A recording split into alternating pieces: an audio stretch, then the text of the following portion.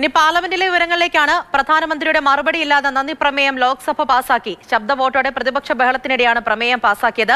രാജ്യസഭയിൽ ഇന്ന് പ്രധാനമന്ത്രി മറുപടി നൽകും. പ്രതിപക്ഷ നേതാവിനെ പ്രസംഗിക്കാൻ അനുവദിച്ചില്ല എങ്കിൽ സഭാ നടപടികൾ തടസ്സപ്പെടുത്തുമെന്ന് ഇന്ത്യ സഖ്യം മുന്നറിയിപ്പ് നൽകിയിരുന്നു. ഇരു സഭകളിലും വൻ പ്രതിപക്ഷ ബഹളം ഉണ്ടായി. അങ്ങനെ നടപടികൾ തടസ്സപ്പെടുത്തി. പി ബസന്ത് വിവരങ്ങളുമായി ചേരുന്നുണ്ട്. ബസന്ത്, ഇന്നും വലിയ പ്രതിഷേധമാണ് ഉയർന്നത്. പ്രധാനമായും പ്രധാനമന്ത്രി സംസാരിക്കാനിരിക്കുകയാണ്. എങ്ങനെയായിരിക്കും പ്രതിപക്ഷ നീക്കം?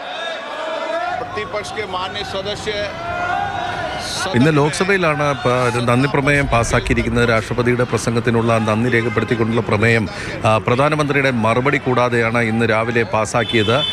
ഇന്ന് വൈകിട്ട് രാജ്യസഭയിൽ സംസാരിക്കാനിരിക്കെയാണ് ലോക്സഭയിൽ നന്ദി പ്രമേയം ശബ്ദ വോട്ടോടെ പാസ്സാക്കിയത്. വലിയ ബഹളമായിരുന്നു പ്രതിപക്ഷത്തിൻ്റെ ഭാഗത്തു നിന്നുണ്ടായത്. പ്രതിപക്ഷ നേതാവ് രാഹുൽ ഗാന്ധിയെ സംസാരിക്കാൻ അനുവദിക്കാത്ത നടപടിയിൽ പ്രതിഷേധിച്ചായിരുന്നു പ്രതിപക്ഷത്തിൻ്റെ എതിർപ്പുകളെല്ലാം തന്നെ. ഇന്നലെ വൈകിട്ട് പ്രധാനമന്ത്രി മറുപടി നൽകുമെന്നാണ് പറഞ്ഞിരുന്നത്. പക്ഷേ വനിതാ എംപിമാർ പ്രധാനമന്ത്രിയുടെ കസേരയ്ക്ക് സമീപം എത്തിയതോടുകൂടി സഭ പിരിയുകയായിരുന്നു. ഇന്ന് രാവിലെയാണ് ശബ്ദ വോട്ടോടുകൂടി ഇപ്പോൾ നന്ദി പ്രമേയം പാസ്സാക്കിയിരിക്കുന്നത്. ഇന്ന് വൈകിട്ട് 5 മണിക്ക് പ്രധാനമന്ത്രി രാജ്യസഭയിൽ മറുപടി നൽകുന്നുണ്ട്. പ്രധാനമന്ത്രിയുടെ പ്രസംഗം തടസ്സപ്പെടുത്തുമെന്ന് തന്നെയാണ് പ്രതിപക്ഷം മുന്നറിയിപ്പ് നൽകിയിട്ടുള്ളത്. ഇന്ന് രാവിലെ ഇന്ത്യ സഖ്യത്തിൻ്റെ യോഗം ചേർന്നിരുന്നു. സമാനമായ നിലപാട് രാജ്യസഭയിൽ സ്വീകരിക്കാൻ പ്രതിപക്ഷം തീരുമാനിച്ചിട്ടുണ്ട്. ഇന്ന് സഭ ചേർന്നപ്പോൾ തന്നെ രാജ്യസഭയിൽ വലിയ ബഹളമായിരുന്നു. പ്രതിപക്ഷ നേതാവിനെ സംസാരിക്കാൻ അനുവദിക്കണം എന്നുള്ളത് തന്നെയായിരുന്നു പ്രധാനമായും എല്ലാ നേതാക്കളും ആവശ്യപ്പെട്ടത്.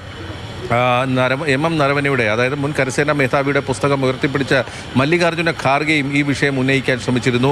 ഈ ബഹളത്തിനിടയിൽ JP നഡ്ഡ, സഭാ നേതാവ് കൂടിയായ JP നഡ്ഡ മറുപടി പറഞ്ഞു. പ്രതിപക്ഷത്തിന് ചർച്ചയ്ക്ക് താല്പര്യമില്ല, വെറുതെ വിഷയങ്ങൾ ഉണ്ടാക്കുന്നു എന്ന് മാത്രമാണ് അദ്ദേഹത്തിൻ്റെ പ്രധാന ആരോപണമുണ്ടായത്. ഏതായാലും രാജ്യസഭയിൽ നിന്നും പ്രതിപക്ഷം ഇറങ്ങിപ്പോയിട്ടുണ്ട്.